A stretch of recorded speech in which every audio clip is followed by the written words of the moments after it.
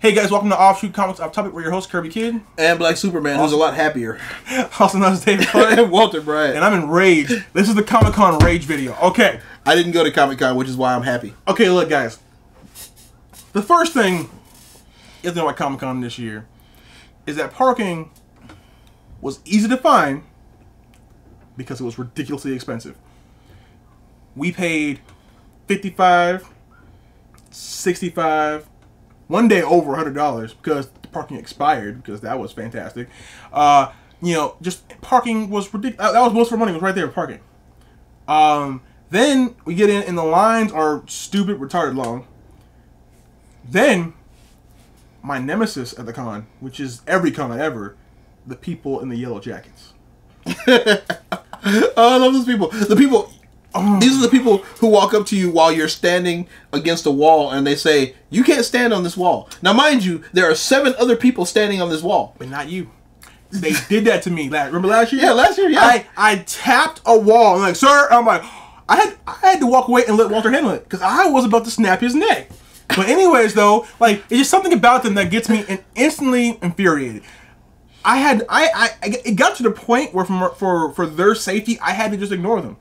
I ran through one lady who was like, you can't, like, it was in one of the panels I was trying to move up to a better spot. And she's like, sir, you have to exit. And I'm like, no. I just walked by her because I was not in the mood. I just walked by her. One dude, I was trying to leave and we were going to have to exit because no one was going that way and there's nothing over there. So a friend of mine walks through and I try to walk through. He puts his hand out in front of me. Now, this is an old dude, right? And I was pissed. And I looked him in the eyes. And I gave him a look, and he understood because he verbally said, yeah, I know. I looked at him, and he could tell if I wanted to go through the door, I was getting through. But he was older, and I was like, I'm not gonna murder an old man today. But if he'd done it to me after I lost my badge, I probably would have. Yeah, and the lost badge. Oh no, we're not there yet. We're not there yet. Then there was another guy. Actually, no, we'll do that. My badge came unclipped when I was carrying a box for a friend of mine, which was really upsetting because no one turned it in, and that's a whole other thing. But anyways, though, so after I found out that I had to pay all that money and that no one turned my badge in, I'm turning around and I'm trying to check where my panels are for the day. I'm trying to figure out what the next room is that I have to go to. Right? I'm just standing there, out of the way, standing by the pro registration area, wearing my pro badge, looking at my phone at the Comic-Con schedule. And so I said, sir, you can't stand there. And I'm like, I'm just trying to check where I'm supposed to go so I know where to walk. Sounds reasonable, right? Mm-hmm. I need to know where I'm going. I'm not going to just walk in a random direction because if you've been to Comic-Con, it's not a circle. It's a line. So when you walk one direction, you're leaving. Yeah, you're leaving the other thing. And sometimes they kind of lead you out or they block you in. Because they happened to me a few times where they kept telling me to go places and I ended up being trapped somewhere that was nowhere. But at the same time, I was not allowed to be at that spot. I'm like, you can't have me blocked and say I can't be here, but you have me blocked. It happened to a woman who I ran into there. Her leg was broken and she had a disabled badge. And they had her trapped in the line for Hall H. For the exhibit hall. And she was trying to go to a panel. But they kept directing her, and she was trapped in that giant, that giant line in the morning. Yeah. She was like, I can't walk. What are you doing? Anyways, so the guy was like, you have to move away, and I was like, I'll be right. Let me figure out where I'm supposed to go because I'm either going this way or that way, and either way it will take a long time to recorrect my course. And he was like, well, you can do it over there. And I'm like, no, I'm going to stand here, and you're going to stand there because you don't have a badge or a gun, so you can't stop me. and so after I found out where I was supposed to go, he's like, go that way. So I went the exact opposite way. Now, I need to go the other way, actually, but I was just like, no, I'm going the way I want to go. So I went the other way, and then like he called for backup or whatever, and another guy was like, hey, big man. And I'm like, I'm not. If you go to Comic-Con and people in yellow jackets try and tell you something, you can just not do it. You really can't. Their power is only what you give them. And so I walked away, and you know what they did? They did nothing about it because they have no authority. They don't even know the rules. They're not even completely sure you're not allowed to be there. They may be wrong about it. They don't know. And so then I went back and I checked for my badge every day. And then when I had to buy the badge, I had to say this. There was a lady there who did the exact wrong thing when someone is a customer is upset. Now, I understand that they're all volunteers and are dumb and don't have any training. But I clearly I was upset, and I said, can I get another badge? And she's like, well, yeah, it's $220, and I'm like, that's not fair. And I'm upset. But at that point, I was not upset at her. I was just like trying to understand what was going on. I was still kind of crazed out, and she was like, well, if you look on the badge, it says in the fine print that's what it is. Like she got an attitude with me, and first of all, you said look on the badge. I don't have a badge. That's why we're talking right now. Second of all, if someone is already upset, the worst thing to do as a customer service person is to escalate it by also being upset. See, because there are other people I talked to that day at Comic-Con who worked there, who I talked about the badge, who, because of how they responded to me, we had a great conversation. She decided to escalate and then had this look on her face like she didn't care. And it's like she wasn't busy because the pro registration area is very slow. Like after the first couple of days, we're all you're all there. Yeah, we're basically all here. You're not selling anything. Yeah, so they're just sitting there, and I was so pissed. And the dude next to her, he could tell what was about to go down. So he pulled out his Game Boy DS, and he's just like, He's like, I'm not a part of this right now. And this woman had this attitude about it, and I was like, okay, well, if someone turned my badge in, can I get my money back? Like, yeah, you can. I'm like, oh, fine. So I buy the badge, and I'm upset. I only had a day and a half left, really, and they charged me for the full time. I'm like, that's ridiculous. You don't charge for days that don't exist anymore. Those days are gone. Now, before he moves on, everybody who hears this, I would like for you to, if you have Twitter or something, just say a little something about it. I would like for this to get out there. I'd like for people to actually hear about this, because them charging him another $220 freaking for like a day and a half makes no sense. Continue. Yeah. And so they said that there's no way to really find it, even though we all know they have those little scanners that if you just hooked it up to like some sort of server, they could tell if my badge pings 2 places. And then I would be okay with it. I'm pretty sure everyone would be okay with this. If it pings in 2 places at once, detain both people. One of them has the ID that's going to match up with the badge. The other one is lying. Yeah. If we really care about fraud. But anyways, not only unless you're the person who snuck your friend in which case then now you're no. Screw that person. Screw that person. But anyways, though, so then no one turned my badge in. And so I went back every day checking, and no one turned it in. And so before I left on Sunday, I went to the person, and it was the same person. Because you know like the volunteers rotate? It had rotated again, so that the last person I saw was my friend from the day I lost my badge. And I said, okay, look, I'm about to go back to the northern part of California right now. If someone turns my badge in, if someone just happens to be honest in the last few hours of Comic-Con, will you guys refund my money? And they say, no, because the last day they don't check through their badges that they get turned in. If you turn a badge in on the last day of Comic-Con, you may as well just throw it in the trash because they're not going to check. And I'm like, but if you have the badge, why can't I get a refund? She said, well, even if we got it back, you'd have to be here to show the other badge. And I'm like, so if I'm gone with my badge, and someone turns in my badge, my other badge, I'm just screwed. She's like, yeah. And I'm like, now, there's a way to say these things that makes you understand it. But she wasn't saying that. I can understand having to see both badges. I can understand that. What I don't understand is, how are you not even going to check? You know? Like, look, honestly, yeah. If all they need to do is see both badges, and you're like, okay, well, look, I'm leaving right now. Here. If someone turns in the other badge, but they don't check, and look, there's even other things you can do. Because like for if you ever been pro at Comic-Con, there's a whole other section just for pro tickets. Okay, so here's my thing: if you need to see my badge, and I'm not there, here's what you do. As a pro, Comic-Con has your phone number. You call the person and say, "We have your badge.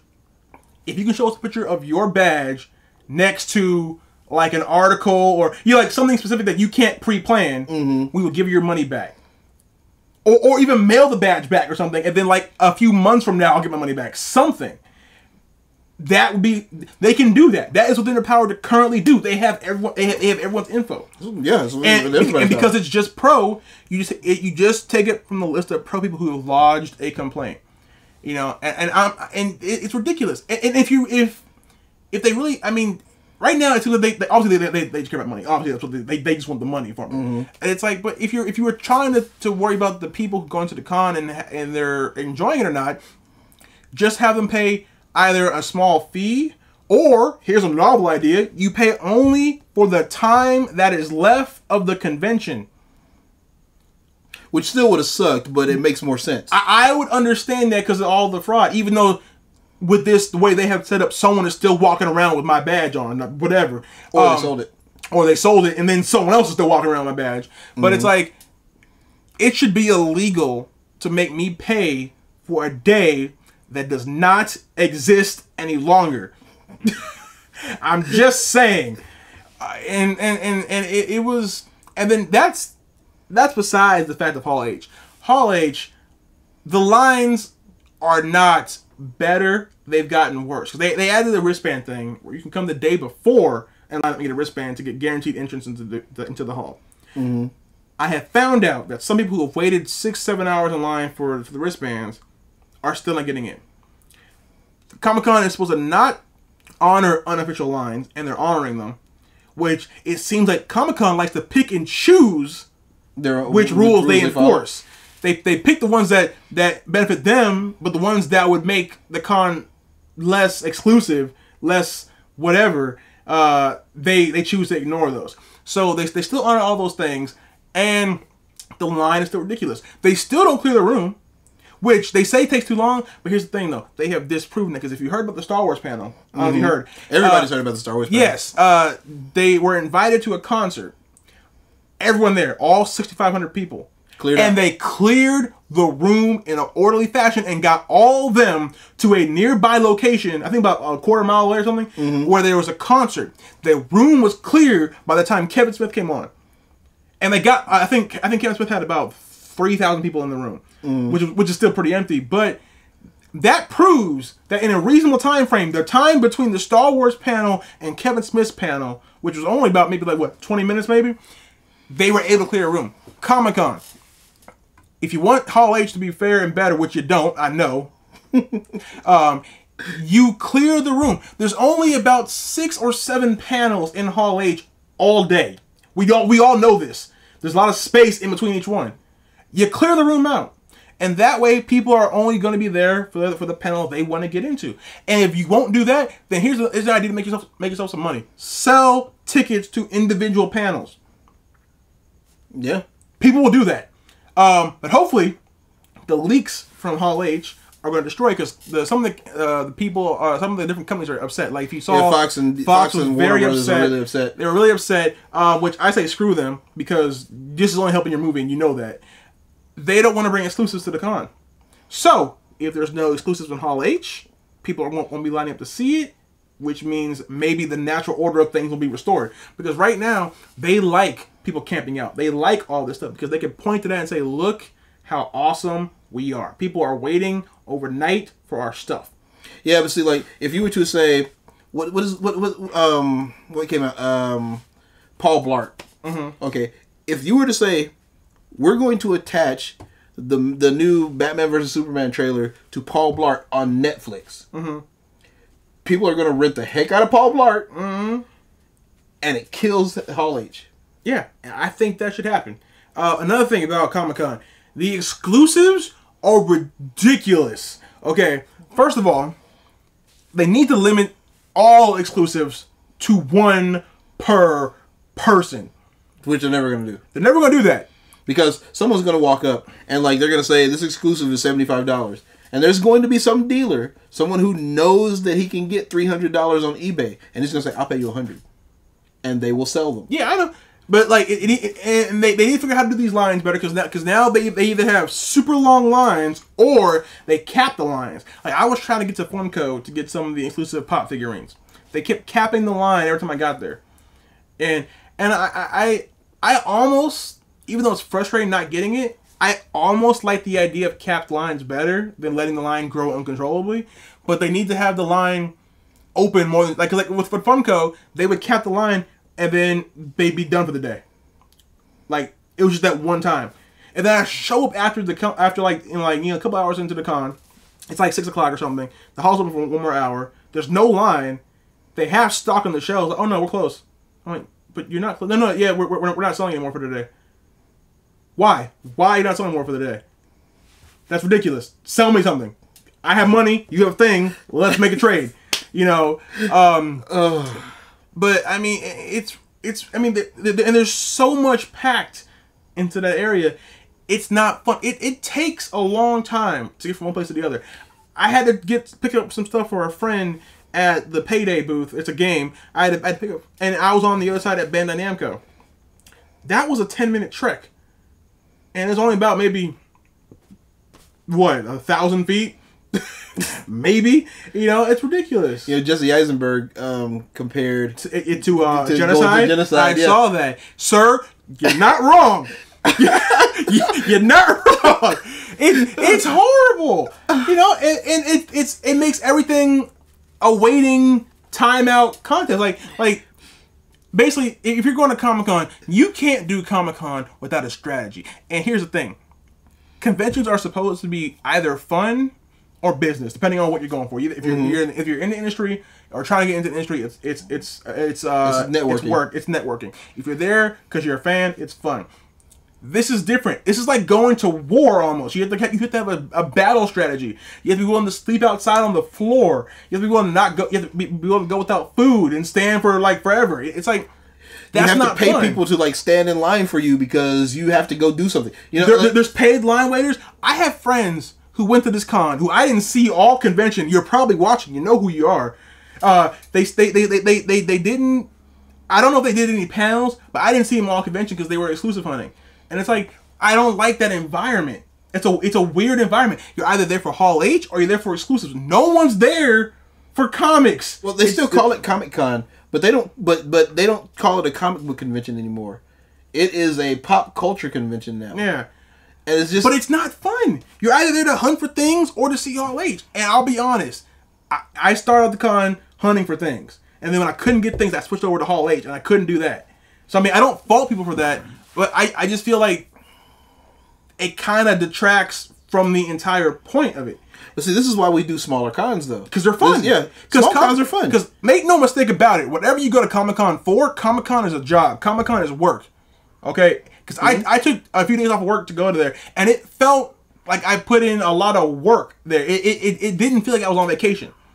And WonderCon's beginning to get there, but WonderCon still has the last vibes of when Comic-Con was fun. Right. You know, like you can still walk in when they premiere the new Batman movie, and you can still go and walk right in. And they'll show it twice. Yeah. So, like, if you missed it that first time, you could actually go see it again. You can see Hall H panels. They're replayed the next day in the Omni Hotel, but guess what? The exclusive footage is taken out.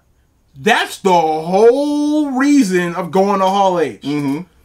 The only fun thing that happened all con was that I saw the cast of American Dad and Family Guy live, and they were amazing. Their voices are actually just like that. They can do that on it's crazy. Now here's the thing. I believe that, especially I think what is it, Spike TV next week is going to be showing Comic-Con for like 2 days on or whatever. If you were to just go, okay, look, the people who came to the con, we're going to let you have we're going to let you see the exclusives. You're going to be the first ones to see all this, whatever. But in 2 weeks on Spike TV, everybody's going to get to see it. You stop the leaks. Yep. You stop all the people doing all the weirdo crap, standing in all these weirdo lines. Trying to get it, yeah. Because everyone's going to get the idea. Okay, fine. I didn't get to see it here at the con. I'll wait next but I can see it in 2 weeks. And I've seen children being forced to wait in these lines. Yeah. Because parents are that desperate to see it. And it's like, look, what you can do is you show it to the people who are at the place.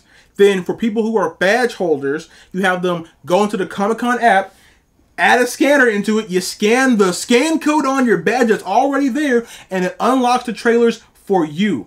And have the trailer, when it plays, have it disable your phone's recording and screenshotting abilities. Then you watch the thing, and then the next day after that, on the internet. Put a giant jumbotron up. Won't do that. That makes too much sense, Walter. You know it does. One giant jumbotron. 4 TV screens on the edges, and then you go, we are now debuting the new Batman vs. Superman trailer. Everybody in the place stops. They're all looking up. It ends. Everybody starts walking again. Nope. Let them all. Let the people who wanted to see the panel. They can be inside the panel. Everybody inside the con gets to see that. Walter, that's too much like right, and you know it. Why would you even suggest something simple and fair? When we have a con, that's what's happening. Offshoot con. It's happening. Coming to you in 20 something. But yeah. So that's just the Comic-Con experience. Did you get a T-shirt this year? No, I didn't get a T-shirt. Did you stand in line? No, I did not stand. Okay, that comes from another video we did about Comic-Con in 2012 when I went for the first time, which was horrible. I wanted to buy a Comic-Con T-shirt. That was the only thing I wanted, because I'd always see people walk around like, "Wow, that's really cool." It's like a nerd rite of passage, you know. I was still sort of new to comics, and I was like, "Yeah, I want a Comic-Con T-shirt." Cause I got one from WonderCon. I'm like, I should get one from Comic-Con. That'd be cool. I have both. I walk up. I'm like, "Hi, I'd like to get a Comic-Con T-shirt." And I'm like, "Okay." Right, and I'm like, "All right, so how much is it? $40." I'm like, "Cool." So I pull out my card. And he's like, "Oh no, you have to come back tomorrow at 7 a.m.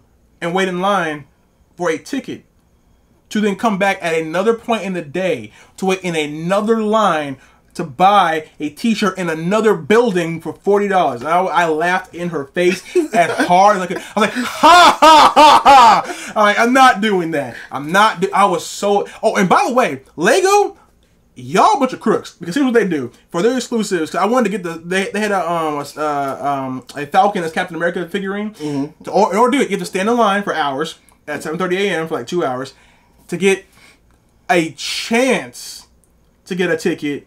Which would then, I think that you either have a chance of getting a ticket, or if you get a ticket, then you get to buy it.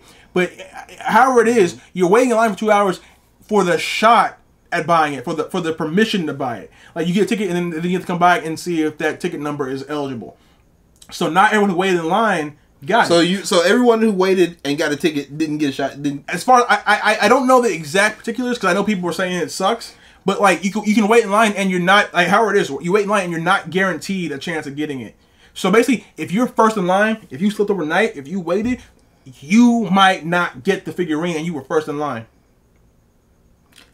Heck no. No, I'm telling you, y'all a bunch of crooks, and you know it. All right, it's just there's and they do it because they know it creates a fervor around their stuff, and that's what they want. They want you to be crazed about getting their stuff and waiting in their lines and watching their trailers, so that you don't think about how illogical all this is. Because the stuff that's the exclusives, you will find them a week later. The stuff that is the trailers, you will find them 30 seconds after the panel is over on YouTube. Yeah. So, but they keep you crazy and running around and locked in their little game, so you don't think about it until after the con, and then you're like, "Oh, I'm so pissed." And then a few months rolls by, and November comes along, and you pre-order your badge, and you do it all over again. You spend $1,000 on the hotel, $400 on parking, a bunch of money on food, then $8,000 on stuff that you bought there, and you waited 30 hours in line to see a 3-minute trailer. Comic-Con, I hate you. I hate you so much. I feel like I could give a whole sermon on the evils of Satan. I mean, Comic-Con. Comic-Con. I did Comic-Con. Pretty similar, though. I did Comic-Con as a fan in 2009. Back when it was still sort of good? Yeah, no. It had just gotten to this point. Because I remember in 2012, when you were getting ready to go, I was like, "Dude, you're not going to enjoy it." I kept saying it over. I was like, "You're not going to enjoy it." I had hope then. My eyes were full of hope and promise and a future, and I went there, and Comic-Con took it away, and then I skipped a year. And we got a free ride to go back next year. I'm like, yes, I'm going to enjoy it. And then everything that could go wrong went wrong. And then I said, wait, maybe next time I'll just approach it differently. Nope. No matter how you approach it, they still punch you in the face. Yeah. And you stole $220 from this man. Give it back. Y'all wrong. Anyway, I hate Comic-Con. I feel better now. I got it out. I was waiting for this video because it's like therapy. If you've been to Comic-Con and hated it, let me know. I think our subscriber Beelval, I think he was there on Saturday. I didn't get to see you. It's because I was so full of rage. It would not have been fun for us to talk because I'd be like, oh, I hate everybody and everything sucks. So, but if you've been to Comic-Con and you know how much it sucks, let me know. And if you had fun at Comic-Con, I want to know how. Because I want to do that next time. Because I may just stick to small panels. Well, the cosplayers have fun because they get their pictures. They don't have fun. Make some money. They're standing around all uncomfortable with people who are gross touching them. Like if they're girls and hot, they got these guys like no, God, that's all day for 4 days. But they asked for that though. It's not about wanting it. It's about getting that fame. All right. The point is, Comic-Con sucks. Let me know how you feel about Comic-Con down below. Please like, favorite, and subscribe for more rage because I'm sure something else is gonna happen this week that's gonna piss me off. Yeah. Well, we do rage videos from time to time. We did a core rage video. No, we didn't. No, because there was too much rage. Too much rage. Like, okay, as much rage as you just saw here, if we had done a core video, that would have been terrible. Yeah. But that's it for this time, guys. Our camera's about to turn off because it's running out of power, and I lost the power cord because Comic-Con. Everything's Comic-Con's fault. Until next time, we've been your hosts, Kerbykidd and Black Superman. Comic-Con sucks! Scott Summers sucks. He does. I hate him! Oh, it's even worse! I ran into a Scott Summers cosplayer at Comic-Con, and it instantly made me full of rage. See you later, guys. Ugh!